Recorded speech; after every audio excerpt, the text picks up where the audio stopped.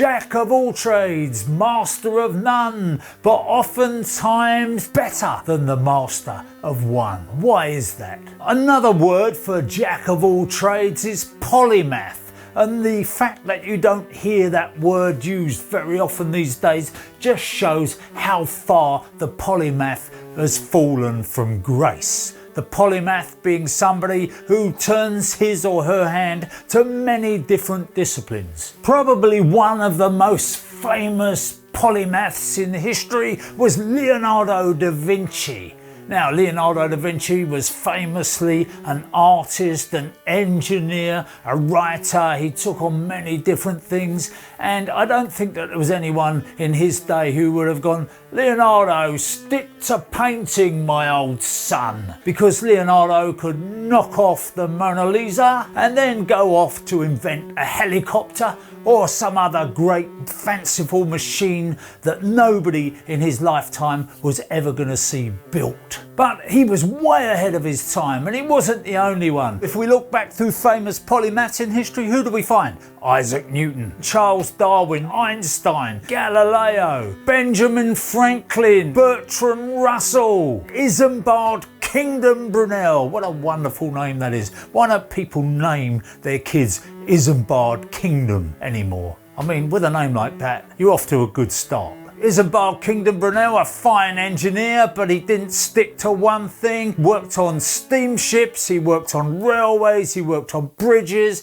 he worked on tunnels, but one of the most famous British engineers of his time. And of course we move a little bit further forward and we have Winston Churchill. Winston Churchill was a journalist, he was a soldier, he was a politician, he was a painter, and he was also a bricklayer. Who knew? Winston Churchill used to build brick walls for relaxation. Stand up there with his big cigar on the trestle. He built them all round his home in Chartwell, 2 meters high, and they're still standing. Now, I'm not claiming to be a polymath or even a jack of all trades, but I've turned my hand to a number of things in my life. I started out as a plumber, then I decided I didn't want to be a plumber, and I took on other building jobs. I became a bricklayer's labourer, and then I became a plumber again, and I never let it stop me. If I wanted to be a journalist, I became a journalist. I worked for 30 years for trade magazines. So when I hear people say to me, you want to stick to plumbing, mate, I wonder why they want to limit my ambitions. Perhaps it's because they feel threatened by it. Perhaps it's because they can't be bothered or they're not capable of extending their skill to other territories. But you know what? I think that anybody that stands facing a wall for 40 odd years, putting on plaster day after day, after about, let's be generous and say 5 years, they should be pretty good at it. There is really no need to keep doing that for the next 40 years just because it's something you've learned. Now, I'm not saying you shouldn't do it if it turns you on, but if it doesn't and you want to try something else, then by all means, go and become an electrician, for example. I mean, once you've done the plastering, you can screw all the socket faceplates on you. What a useful person you'll be. And after that, you can become a plumber. You can learn that in 5 minutes, and even a carpenter. Now, the point about people that can turn their hands to anything is that they're very useful people to have around. I mean, if you're fitting a bathroom or a kitchen fitter, somebody that can take care of the carpentry, take care of the tiling, take care of the plastering, take care of the electrics and the plumbing is going to be a very, very useful person indeed. You don't have to sit around waiting for other trades to arrive. A few years ago, we rented a property in the south of France from a friend of a friend. It was a bit out in the sticks, lovely place, and the friend of a friend neglected to tell us that while we were there they were having a new kitchen fitted. So I couldn't escape, could I? Monday morning, guy turns up to fit the kitchen, bonjour, gets his tools out. I thought it was time I went and sat by the pool. After about an hour's work, a bit of banging, a bit of bashing going on, he stopped and he went, well, I can do no more, I have to wait for the electrician. He phones the electrician. There was a socket that was in the way, needed moving over. The electrician was on another job 25 miles away. He left that job, drove 25 miles, came, moved the socket over, drove another 25 miles back to his other job. I could have moved that socket in little under 10 minutes, I'm pretty sure. But I kept out of it, obviously, I'm on holiday. He sat there waiting for the electrician. The electrician went, he got on with a little bit more work. The next day he went, I could do no more. And waiting for the plumber. Similar thing happened. Plumber's 25 miles away on another job, comes out, shoves in a bit of carcassing, a couple of supplies for the new sink. Off he goes again. So this is how it went on, you know, one thing after another, trades coming and going. And of course you've got to remember the French is that they also need, not only do they do a 35-hour working week, they also have to have 2 hours for lunch. I mean, you wouldn't believe it, but the French still have luncheon vouchers, and you miss lunch at your peril. If you've been waiting for 3 hours for the plumber to arrive and do a job, and you're thinking, oh, I'll get on now, I'll skip lunch. No, no, no, you never do that in France. That is tantamount to heresy. You could be strung up for such a crime. You must go to lunch, you must spend 2 hours, and if possible, have a bottle of wine or two while you're at it. Now, I'm not knocking the French, far from it. I love the French. I go to France a lot and I think they've got it worked out. If Napoleon hadn't been beaten at Waterloo and he had managed to get a few rubber dingers together and invade Britain, we may find that we're now speaking French, having a 35-hour working week, 2 hours for lunch. I reckon the food would also be a lot better. So let's be serious for a minute. It's not only the French that can shrug their shoulders and go, I cannot do anything. Simple jobs, say like your immersion heater goes, okay, you haven't got any hot water. You look at it, you flick the switch, you go, oh, it's not heating up, the cylinder's not heating up. I need to call an electrician. You call an electrician, the electrician comes out, he takes one look at it and he says, oh no, you need a plumber. So he's had his call out fee, 95 quid. You've paid for that on your credit card before he's even arrived. And then he goes off and you call a plumber, and a plumber comes along, drains the cylinder a little bit, puts a new immersion heater in there, everything's tickety-boo, and you go, oh, I'm going to get hot water. Oh, no, no, no, you need an electrician. So you call back the electrician, he comes back again, here's another call-out fee, if you like. Before you know where you are, you spent 385 quid, unless, of course, you're in London, in which case it's 585 quid plus the VAT,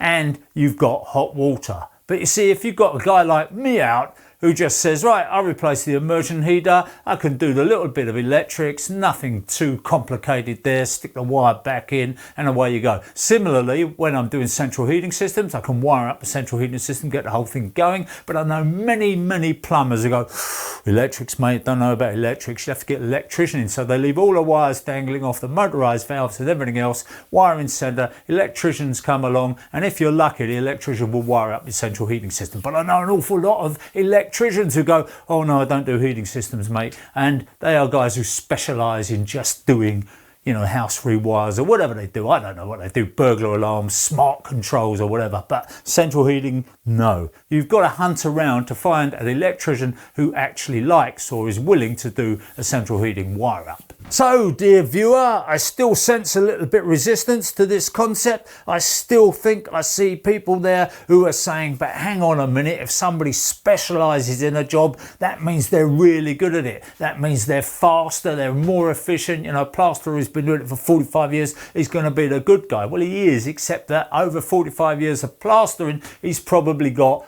RSI, that is repetitive strain injury, and that will affect his shoulder because he's only right-handed, isn't he? He's never going to plaster with his left, so he's built up this imbalance in his body. He's got an aching shoulder, he's got an aching forearm, he's got an aching wrist, he's got a hand full of arthritis. If he's unlucky, he's also got lungs which are shot from breathing in all that dust. So all I'm saying is he could have given his body, he or she could have given his body a rest and done something else as well as plastering. And this is a long shot, but they may even be happier. Because a lot of plasterers and a lot of tradesmen I talk to, like bricklayers and so on, I go, oh, I wish I'd never started in this game. I wish I'd become something else. I wish I'd become an electrician. I wouldn't have to tidy up after myself then. So the sad fact is that apart from the repetitive strain injury and the mind-numbing boredom that you get from doing the same task over and over again for the rest of your working life, there is also the issue that some people aren't particularly good at it. They do it, and they've kind of, because they've got limited ambitions, if you like, limited horizons, they don't ever learn anything new about their trade. In other words, you might get a plasterer who says, oh, I don't do spray plastering, I don't want to know about that, I just want to trowel it on. You get all kinds of people. You get plumbers who won't do underfloor heating, and so it goes on. So the fact that people do a job every day of their working life and they're still not very good at it beggars belief, doesn't it? And I see it in such simple jobs. One of my pet subjects, if you like, putting in a shower tray. They cannot manage to put a shower tray in and prevent it from leaking. So 2 years after putting it in, there's a wet patch on the ceiling. They go up, there's a leak around the edge of it, the plasterboard's shot, the tiles have got to come off. 2 years. I mean, the biggest single callback in new builds is leaking shower trays, leaking shower surrounds, leaking shower screens, if you like, but anything to do with a shower, it seems that it's beyond the capabilities of many plumbers to get this job right. And the reason is that they refuse to change. They've always done it like that. I have arguments with people all the time. They say, no, there's nothing wrong with plasterboard. I've been putting it on plasterboard all my life. I've been tiling straight on the plasterboard. You don't need to worry so long as you use waterproof grout. That is patently untrue. It's borne out by the number of callbacks and the number of leaks that people get. So they don't want to use tile backer board, not really even because of the expense, but because they've never done it. They're going to stick to what they know, stick to what they've always done for the last 30 years. So that is what we're stuck with in this country, and that is one of the reasons why those sort of jobs remain, despite the huge number of insurance claims and everything else, remain beyond the capabilities of some people. And if you're the customer and you dare to question the methods of the person that you've employed to do the job, in other words, you may have watched a YouTube video by a certain person who says, don't use plasterboard, use tile backer board, it's much better, seal all the joints, do a double bubble on the silicone seal around the bottom, put in a waterproof tape. You suggest that to your plumber and he will give you the Dan Logan treatment. He will get very aggressive very quickly. Obviously not all of them, but I do get emails from people who say, I mentioned it to the plumber and he intimidated me to the extent that I let him carry on and do it the way that he wanted to do it. And I paid him. 6 months later, I've got a leak around the shower, and guess what? The guy won't return my calls. That's what we're up against all the time. And the other thing that strikes me as slightly odd about these people who refuse to move with the times and adapt and adopt new procedures is that those people walk out into the world and they don't expect the same treatment from other people. In other words, if they go to the dentist, they don't expect the dentist to pull out a rusty pair of mole grips and start yanking their teeth without an anaesthetic. And if they go on holiday to Spain, they don't expect the pilot to land up in Italy, and they also don't expect the pilot to nosedive into the sea. If we had the same kind of failure rates in civil aviation that we have in the building industry, there would be planes crashing at not so much a daily rate, probably an hourly rate, because that unfortunately is the reality in the building industry. The elephant in the room here, of course, is education. You could say that the average airline pilot is more educated than the average plumber. Well, that may well be true, but in fact I know a couple of plumbers who have got pilot's licenses and are very good pilots, I hope anyway, and also very good plumbers. A guy near me who was an airline pilot and he got retired through ill health, through some problem. He thought, right, what can I do? I don't want to give up my lifestyle. My kids are in private school, I've got a big mortgage, I've got a couple of nice cars, my wife's got used to playing tennis 3 mornings a week, so what can I do? And he thought, who earns more than pilots? And he thought, well, of course, plumbers. So he set up a very successful plumbing company, and he is diligent, he's smart, he's communicative, he's meticulous in what he does, and also, most of the time, he turns up on time, except, of course, when there's a bit of fog around Gatwick. So it may well be true that your average pilot is better educated than your average plumber, but let's not conflate education with intelligence, because those two things are completely different. And I have come across many very intelligent people on building sites. I've got a few friends who are, you think, okay, these guys just know a lot and they're capable of solving all kinds of problems. They may not have the education, but they can certainly work their way around a problem and go to the cause of it very, very quickly. I also know people in senior management. I've come across people, managing directors of companies, all kinds of executives who are as thick as two short planks. They have education. Their parents paid for them to go to nice schools. They got the qualifications. They may have taken a degree in some form of business studies or something, and they've learnt a language which makes them sound like they know what they're doing. Full of jargon, full of terms which are designed to exclude people like us so that we don't know what the hell they're talking about. And those people, very often, if they're incompetent, they get promoted to a safe place where they can do no harm. You see this with politicians quite a lot. You know, they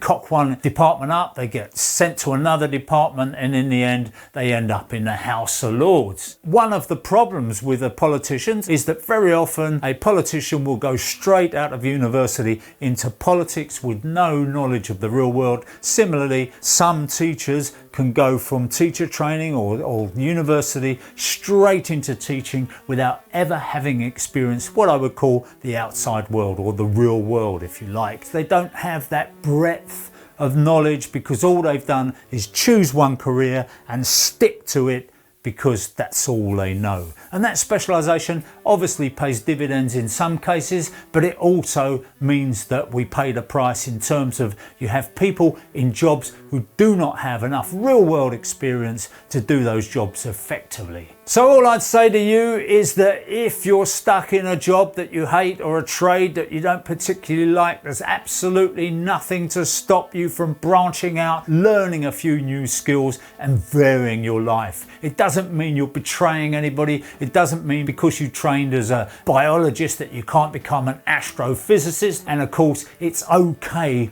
to change your mind. If it wasn't okay to change your mind once in a while, we wouldn't have such things as divorce courts. I'm Roger Bisbee. Come back and see me soon. I might have another rant. I'll definitely have another rant. How about that? I'm guaranteeing it. I specialise in rants. Stick to what you know, Roger.